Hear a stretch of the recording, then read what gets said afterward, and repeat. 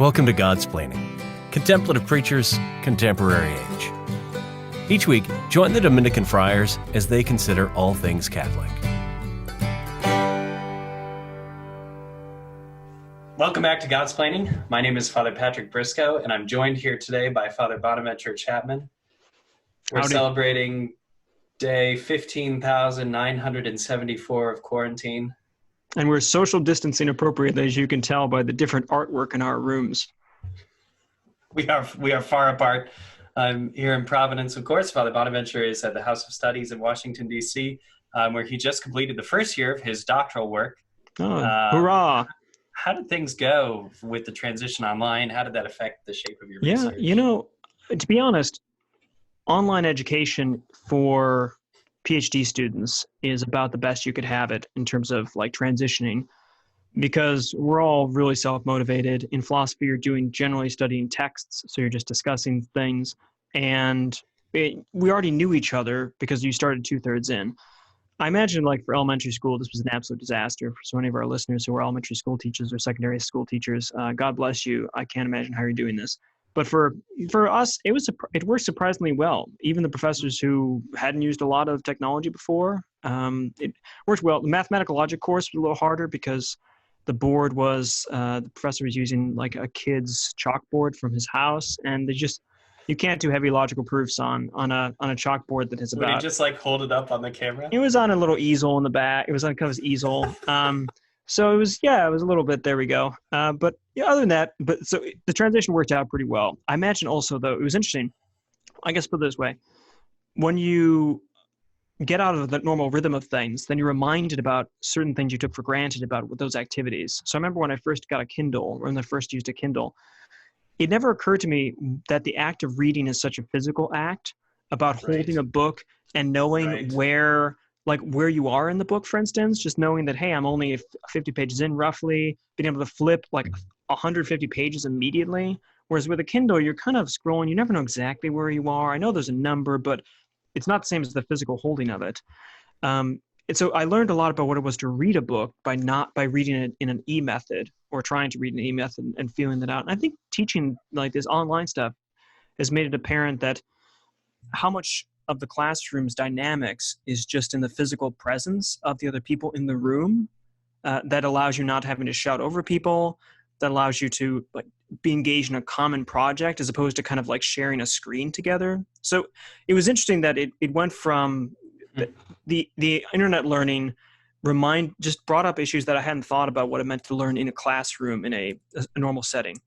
Yeah. Right. In my own experience this semester, I'll say that in one of my classes, I had a really easy transition to online learning.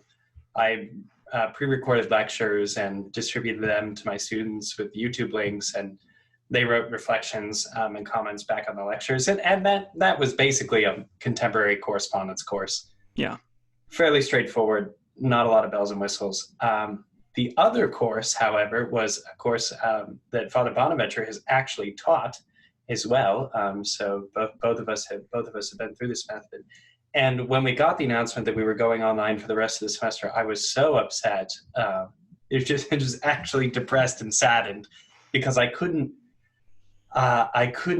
let go of how difficult it was going to be to transition this particular class to online learning. So you're building up drama and tension. People are wondering, what is this class? What is involved in this? Is there eating involved? What's going on? Yeah. Yeah. I mean, it wasn't like I was trying to teach home ec online, but it was complicated for various reasons. So, Father Bonaventure, why don't you tell our listeners a little bit about reacting to the past, about what it is, and then so that's what we want to share with you today. Actually, we want to talk about this course, reacting to the past, about its method of learning, and then we want to engage in further philosophical reflection about the nature and meaning of history through the work of Professor Collingwood, a noted historian and philosopher from England. So. And this might we'll get to that in the later part. Yeah, this might sound entirely uninteresting because you think, well, I'm not going to take the class, who cares? And like philosophical reflection, R.G. Collingwood, I don't even know what that is. Who gives a rip about that? But believe me, hopefully the insights you'll get from this will be very important understanding what it means to be a human being in a world where we don't think much about being human beings today. So I think there'll be some great practical reflections. So the course, though, so everyone thinks history is boring. Basically, everyone except historians and people like history, but everyone else thinks history is really boring and going through school, I think, right? Just memorizing facts, these sort of things, and dates and places and times and all of that. So to make history exciting, or more exciting to everyone, there's a methodology, a pedagogy called reacting to the past. And it started in Barnard College, I think.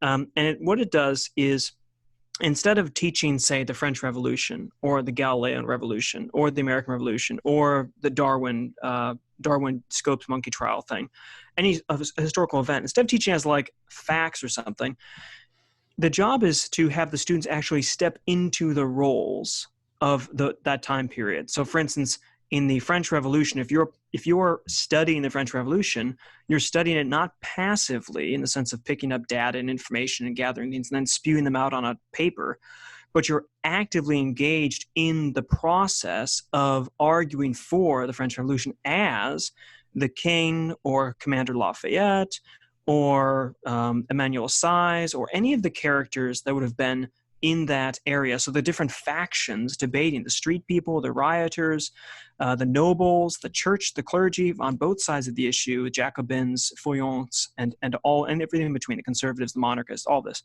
The idea is that you read the documents of the French Revolution, but not as, again, passive recipients, third person kind of perspective, but as first person. So you're reading the Declaration of Rights of Man, you're reading Rousseau, you're reading Edmund Burke as a part of your milieu, as if they were speaking to you in your current situation, and then you're going to deploy their arguments and your reflections in actual debate with your students who are playing their own roles in this particular, what's called a game. So what's the value of it? Well, the value of it is that you're engaged in the historical enterprise from the first person perspective, such that it's informing and making the facts, you could say, or the events or the history or the dates or the names real. They have to be something you know and you know your way around. So it's a real engaged, active first person shooter kind of role of class. If that's so I taught this 2 years ago, and Father Patrick Mary Briscoe taught it this year. So he just finished up this semester. Now you can already imagine why going online with this makes it really difficult, because the idea is you're in a classroom and all the participants are shouting over top of each other in the Parliament sessions or in the French National Assembly sessions and debating, and there's papers being thrown and all these sort of things, gavels, what have you. So what did you think about that? Is that fair description of the method there? Right. No, certainly. And so one thing that we emphasized, both Father Bonaventure and I, by the way, taught this with the same colleague, Dr. Rick Berry, who is a prince among men, if ever there were one. We could have an episode about what a great guy Dr. Berry is. He won the teaching award for creative teaching for this course when I taught it there. So shout out to him. He's just a really incredible member of the faculty of Providence College and a great person to teach with. So one of the things that Dr. Berry and I emphasized, I'm sure you did the same, Father Bonaventure, when you were teaching with him, was that we kept saying over and over and over again to our students, you are your character. You wake up in the morning, you think your character's thoughts, you go to bed in the evening, you leave the day with your character's woes. Just adopt as much as you can this historical person. And I think what this allows, because I've taught a few regular seminar classes in the core curriculum, I've taught 3 sections of Western Civ before using this method. One of the realities of seminar style education is that many students are just afraid to voice what they're actually thinking in the seminar setting. They are. They don't want to appear stupid. They don't want to bring real questions to the table, and they don't want to be thought of as less by the professor. So there's just a real hesitancy, and it can be very difficult to get them to buy in, even when you work very hard at it. But what putting on another role allows is for them to put distance between an idea and their own person. So they're not putting their own self at risk by exploring the consequences of something. So that's what the method allows chiefly. Okay. I think that's one of the main benefits of it, is that students can voice views that are not actually their own, and do so with confidence, because you've just got this role. You were just assigned to be this person like everyone else was, and you're not putting as much of your own self on the line. So just a comment about the method. Now, taking it online though, because of the dynamic of the classroom, that was really a big concern, because sessions could get very lively.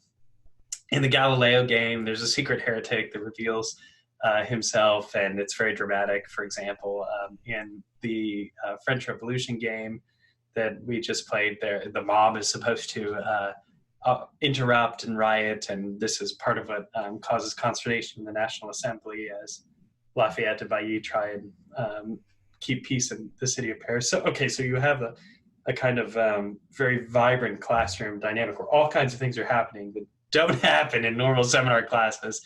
But that said, with the meeting capabilities of Zoom, and we use the collaborative app Slack, which most people use for the workplace.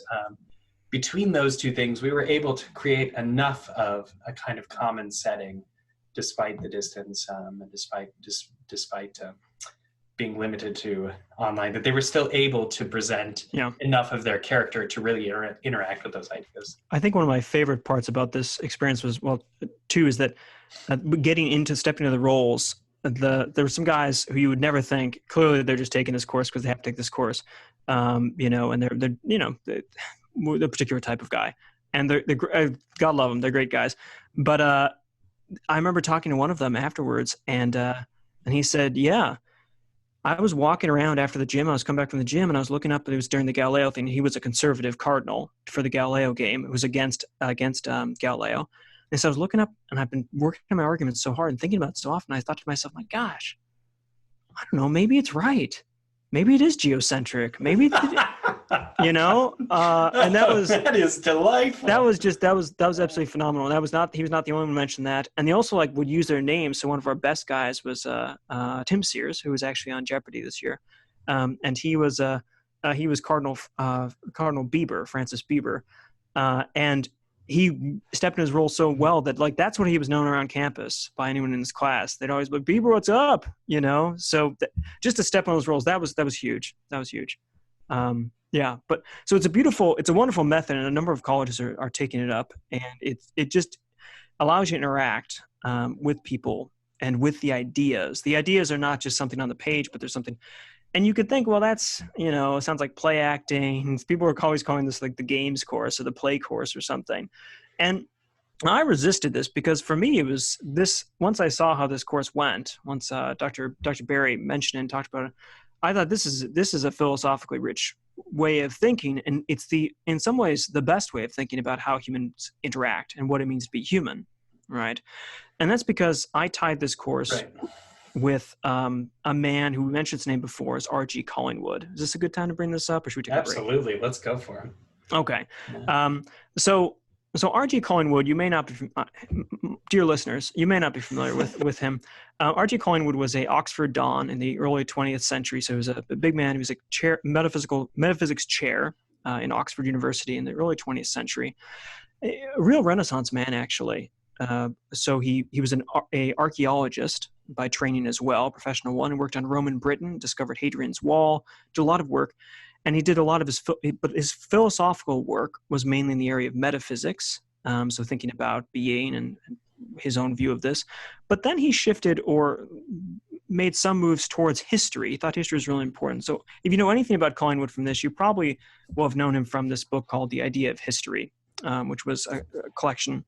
And he wrote on history, and he had some particular things to say. His idea was this, that all history is the history of thought. He thought all history was the history of thought. So, and he contrasted the history of thought with what he called scissors and paste history. And the kind of, dialectic I set up earlier between third person and first person perspective, so third person learning about random facts and dates and maps and things, versus engaging in what this course did, first person kind of history stuff, ideas and strategies and that, maps roughly onto, at least I saw it mapping roughly onto Collingwood's distinction between scissors and paste history and history of thought, And so it's worth maybe just mentioning quickly, the scissors and paste history was his idea of history as these different events that happen. And then you kind of take your scissors and you cut out the important bits. So like imagine all of history as this running kind of narrative. And then you want to know, like, what about the American Revolution? And so, you care about like Benjamin Franklin's parts, you cut out his little life parts, and you cut out George Washington's parts. But there's also like a farm in the middle of nowhere, and he's doing something, but he's not really involved. So you don't worry about him. You don't paste him back in. So the idea is that if you tell a history of the American Revolution, what you do is you look at all the events that happened as if you were kind of God looking above things, and then you take the important ones, and then you just kind of paste them in a collage. And there you have it. There you have the history of the American Revolution. That's what history is. It's just grabbing things, pasting them together, and putting them in order, and then you've got this nice collage you put on the wall and you look at. Like that's his what he calls scissors and paste history. And the problem he has with that is he thinks it's actually not history at all. It's actually like natural science. So it's treating human actions and human events as if they were just physical events in the world. Because you'll notice that you don't have to say anything about intentions, motivations, goals, desires, fears, thoughts. Nothing has to be said about that when you're doing that history. You're just collecting facts. So why did he think this was important to move past this history? Because in the early 20th century, he said, we're really good at organizing events and physical atoms, these kind of things. Look at the nuclear projects, look at our technologies, all this kind of stuff that he was looking at. Died right before World War II, so nuclear stuff is still a little bit off him. But technology is exploding, sciences are exploding, and he says we're really good at that, really good. But he said if you look at the human side of things, he said we're actually really bad at that. And he didn't know the worst of it for the 20th century. I mean, the body bags piled up. And his I guess prophecy in a way was, if we continue to treat humans as if they're natural atoms to be reorganized and organized and pasted and cut and all this, then we're going to run into disaster, because for him, humans are not the same as just material elements. Right. So his claim was, we've gotten good at the natural sciences, but we actually have to have a science of man, a human science, which is not just like the natural sciences, but grabs human stuff. It's actually a different kind of thinking. It's a different way of approaching humans. And that's what he has, the history of thought. You want to jump in on this? Yeah, well, and I mean, I'm just so excited about it and animated about it.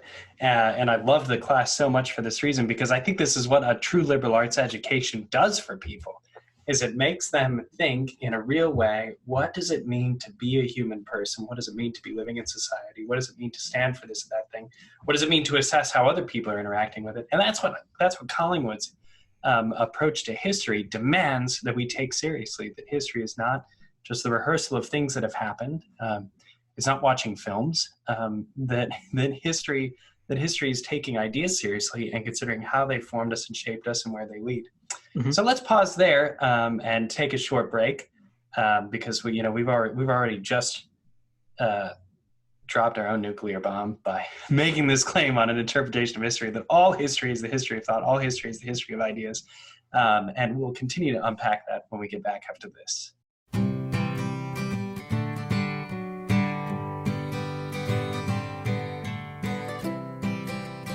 This is Godsplaining. Get up to date on all our latest episodes at opeast.org/Godsplaining. Well, welcome back. Father Bonaventure has just been introducing us and opening up to us the thought of Professor R.G. Collingwood, his particular understanding of history. So let's go a little bit further with this. Father Bonaventure, we've been saying that all history is the history of thought, all history is the history of ideas. And that this has important consequences for how we should study history. So we're trying to connect that with a method that we used teaching in a class in Providence College. But where can we go? How can we go a little bit further with Collingwood? Let's go. So remember, the scissors and paste history is history as just putting together events and standing off third person. But he says, no, history is a history of thought. And you might think, oh, that's a history of like ideas, like what people are thinking, some weird mentalist thing. But he doesn't mean that. He just means that to understand how humans act, not how atoms move, that you can do from a third person thing, but how humans act, you need to understand that humans aren't material and that they have desires and that their thoughts are what actually drive their actions. In a sense, they shape their actions. So in a sense, it's like he gives an example of, as an archaeologist, He gives the example between the difference between what's he called it? Paleography thing? Paleontology, I think, and archaeology, or geology and archaeology. So geology is like you just treat things you come across as matter, kind of rocks. Is that igneous? Is it is it volcanic? What kind of, you're talking as matter stuff about it, scientific things about a chemical composition. So geologists looking at rocks, right? And so if a geologist comes across things, he treats them according to their kind of chemical composition. But an archaeologist isn't interested in the chemical composition. He's interested in not rocks, but artifacts. So when he picks up a piece of pottery, for instance, a piece of clay, you could say it this way, a geologist picks up a piece of clay and says, oh, this is clay. An archaeologist picks up that same piece of clay and says, this is a shard of a pot. And the geologist might say, no, that's clay. But the archaeologist says, well, yeah, that on the chemical composition level, that's clay. But I'm not asking questions about the clay based on its clayness. I'm asking about who it was shaped by, what it was for. I want to know what this thing really is. It's not just clay. It's a pot. Right. It's a piece of a pot.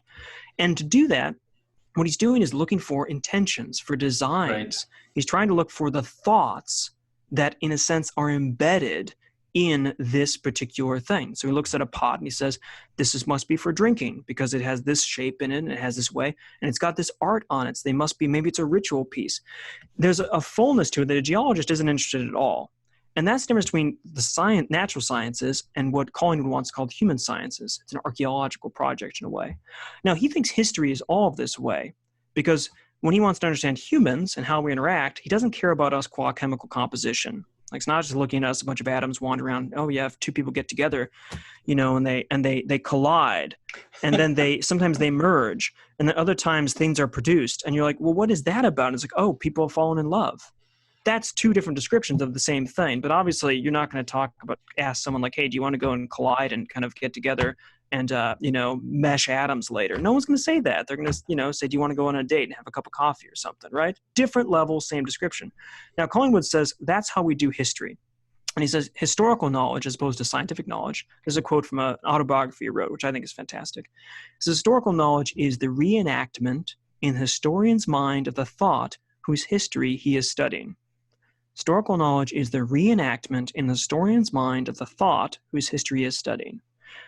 What he means by that is when the historian, Collingwood or any of us, are studying an event that happened in the past, a human action, a human event, what we're trying to do is not look at the composition, but try to reenact in our minds what it would have been like to be in the situation so that we can figure out what is actually happening.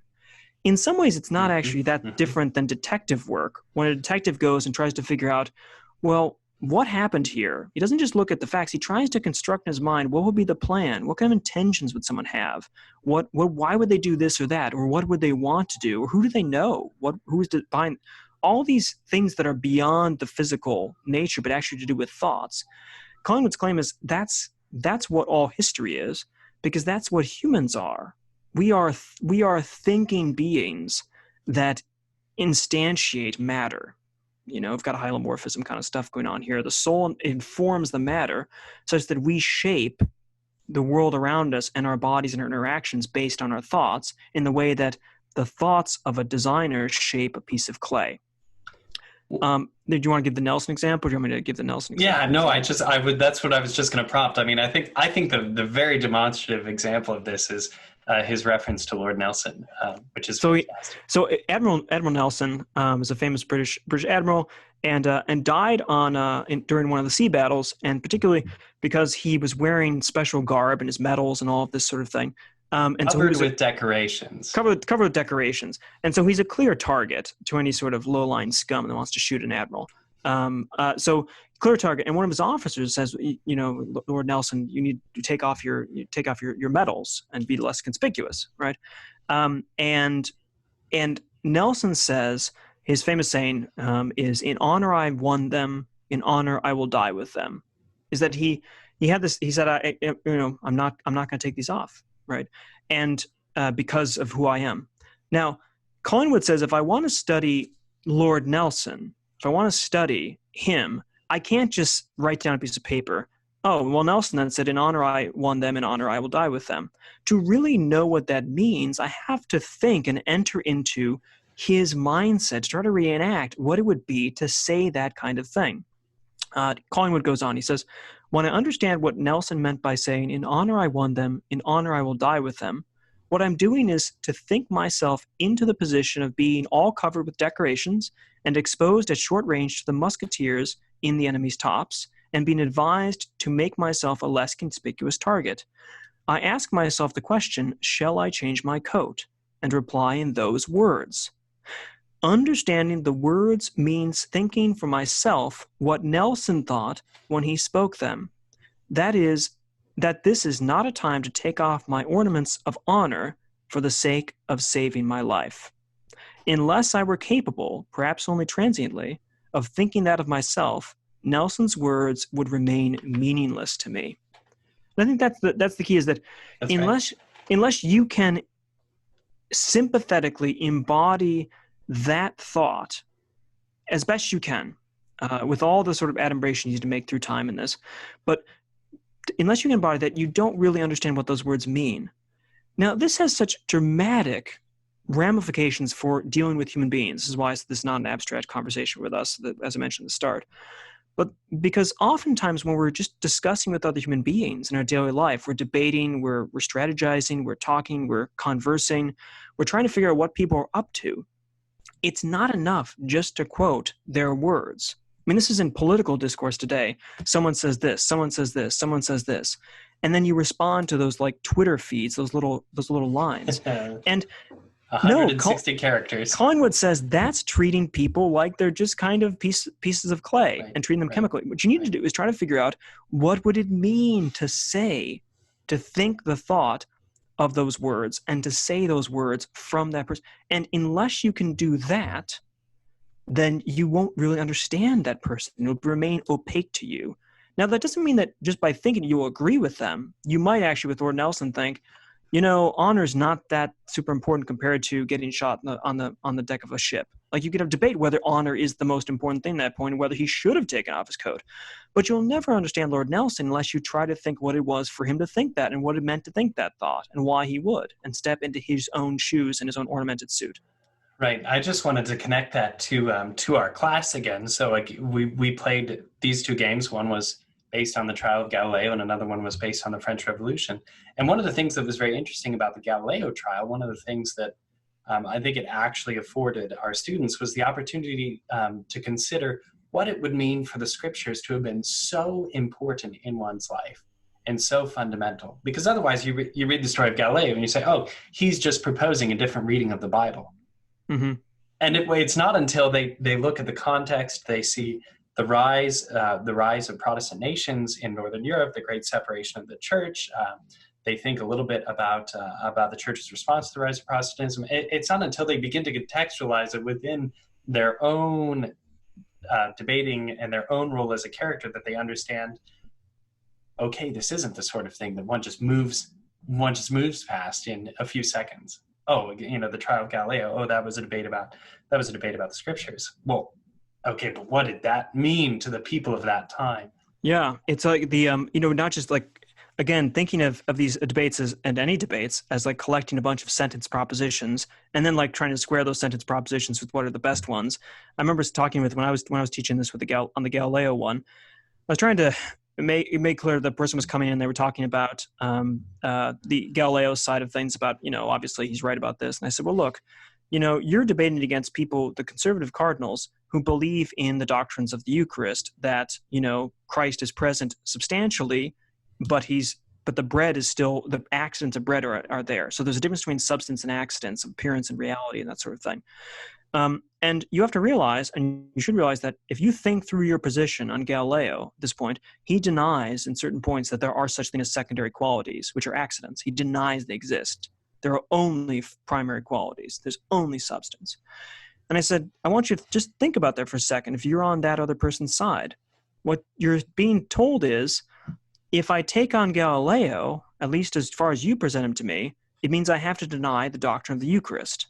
Now, I'm a Catholic cardinal who has been raised in the faith and trusts the faith, And you have this kind of mathematical, weird scientific, like telescope kind of view that may be right, may be wrong. It's a Dutch toy, folks. You've got this hypothesis about something that no one's really sure about.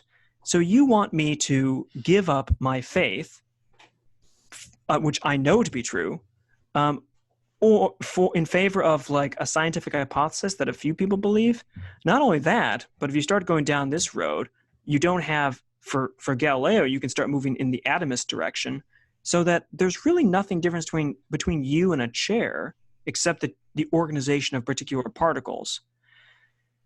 Those are a lot of commitments. So when when you're arguing against these cardinals on the conservative side of things, you need to step and try to think like them, because they've got a lot of different positions than you, and they matter and they mean something, so that they're going to hear things very differently than you. But you have to do that. You have to think like them. You have to try to step into their thoughts as best you can. And just that exercise. And she said, "Oh, do they know all these things?" Because, and I said, well, if they don't, they're not doing their homework, because they should know the minute you raise this, they will, because she's like, I don't know how I would possibly defeat that. And I said, yeah, that's right. That's absolutely right. One of the things that's so incredible about this proposal, that historical knowledge is the reenactment in the historian's mind of the thought whose history he is studying, means that we as human beings have to be more than the sum of past historical events too. That there's a way that we are composed of, not just an alignment of atoms, like you were giving the example of the chair just now. We can't build an analogy between that composition of past historical events and our own selves. But Collingwood is inviting us to think more deeply about the meaning of human life and who we are as human persons, by this particular understanding of history, right? So for us as Christians, this means something very, very, very profound. We can think of Nelson not taking off his decorations. We should be tempted to think, we should be invited, rather, not tempted. We are invited to think of the martyrs. Why wouldn't the martyrs just offer incense? I'm thinking of the martyrs of the first centuries of Christianity. Why wouldn't they just offer the incense to the Roman gods and be done with it? Why would the missionaries be willing to go in the 16th and 17th century? Why would the missionaries be willing to go to the ends of the earth and attempt to build a way of life among peoples they had never known? These are all invitations to know more deeply the Lord and ourselves. And the interesting part is that it allows you to, in a sense, jump historical periods. So history is not this thing that's true. I just did that. Yeah. But exactly. But by calling, because our thought has the same capabilities as their thoughts. So it's not like they're this distance isolated thing that's, as we sometimes think of history in terms of like distance, like it's 20 miles away and I can't reach that physically. But because of thoughts, there's no space and time involved here. So you can rethink, you can reenact to a degree, because we share the same common human nature, the thoughts at any given time, if you work hard enough at it. And what this allows you, again, is it's interesting. It's kind of like a new way of reading scripture, and you can test this out, as Father Petchmary is talking about. Whereas the Ignatian method is like going back and thinking about all the details, like the sounds and all these kind of physical things.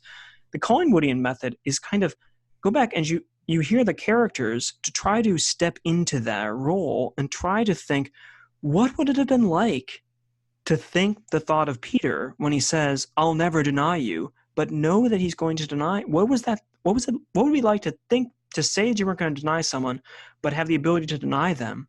And how does that thought shape you? Because that's the important part here, is it's not just a one-way street. It's not just that you're going in to think the other thoughts, you can kind of sort something out. But by thinking the other's thought, you can actually train your own thoughts. Like maybe Lord Nelson's thought, if you understand it and grasp it, about honor, actually is a thought that you should have. It's a thought that should come spontaneous to you in different situations. Maybe thinking like the martyrs is something that actually is a good thought, not just historically, like, again, third person kind of, what did they think and what did they mean?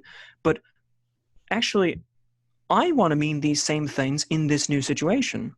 That's right. So that you can actually go into the past and get ways of relating to people in the future and yourself today. That's the power of it. Yeah. As Collingwood says, he says it this way. This is such a great quote. If what the historian knows is past thoughts, and if he knows them by rethinking them himself, it follows that the knowledge he achieves by historical inquiry is not knowledge of his situation as opposed to knowledge of himself.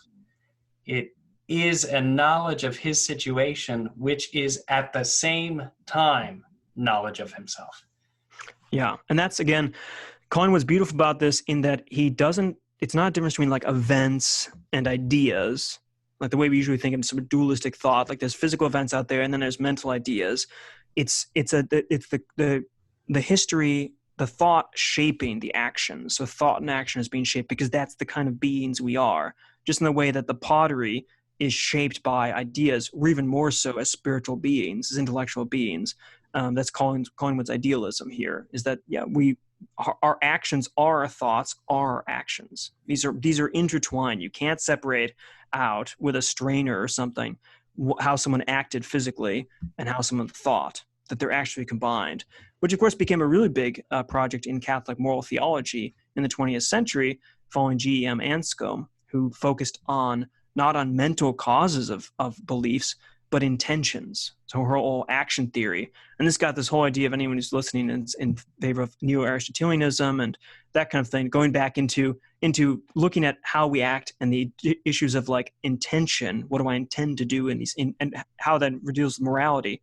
That's right up this alley, treating human interactions not as events in the physical world, but as actions with intentions and thoughts behind them and seeing them as together in that way.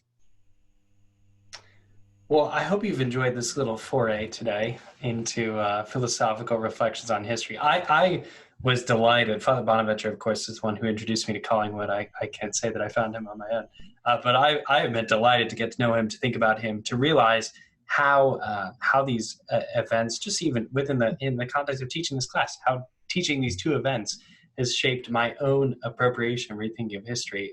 It's been an extraordinary project. So I hope that today's episode will help you to do that as you continue to explore history in your own right. Can I just close on? Of course, please. Tied, of course, with St. Paul. What are we supposed to do? We're supposed to think the thoughts of Christ, and by doing that, we become conformed with Christ. So this is, as Father Patrick Murray said, to take this into your prayer life as well. And when you read the scriptures and you hear them on Sunday or wherever you do, to start to reenact them in a sense in your mind, so that you can conform to him and his life. That's fantastic. Well, I have nothing better to say than that. We hope that the podcast helps you pray. That's the goal. Godsplaining is about thinking about God, talking about God. If you like what you're hearing, please share the episodes. Even if you don't like what you're hearing, maybe share it as a penance. We proposed this idea. Maybe not. Maybe don't tell other people you don't like it if you're sharing it as a penance. Please know of our prayers for you. God bless. Thanks for listening to Godsplaining, a work of the Dominican Friars of the province of St. Joseph. Visit us at opeast.org.